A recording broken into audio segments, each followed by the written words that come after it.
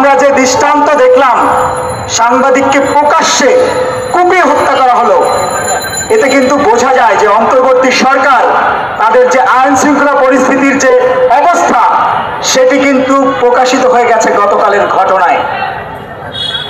খুব উদ্বেগের সঙ্গে বলতে হয়, বাংলাদেশের সংবাদকর্মীরা রাষ্ট্রের চতুর্থ স্তম্ভ, অথচ তাদের নিরাপত্তা নেই।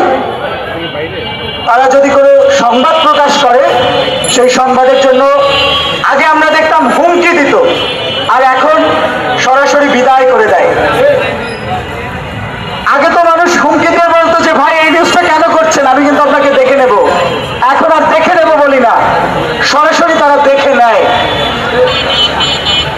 গতকালে গাজীপুরে যে আসাদুজ্জামান তুহিনকে প্রকাশ্যে হত্যা করা হলো, আমি যখন প্রথম ভিডিওটি দেখলাম তখন আমি কিছুটা সময়ের জন্য স্তব্ধ হয়ে গিয়েছিলাম।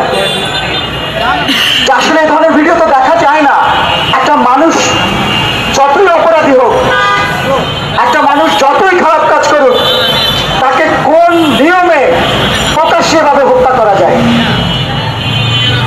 তাও আবার জবাই করে। আমরা অন্তর্বর্তী সরকার থেকে দেখলাম গণমাধ্যম কমিশন করেছেন। তারা গণমাধ্যম কমিশন করে বিভিন্ন হাউজে হাউজে গিয়েছে, বিভিন্ন নেতাদের সঙ্গে কথা বলেছে, যারা সাংবাদিক নেতা তাদের সঙ্গে।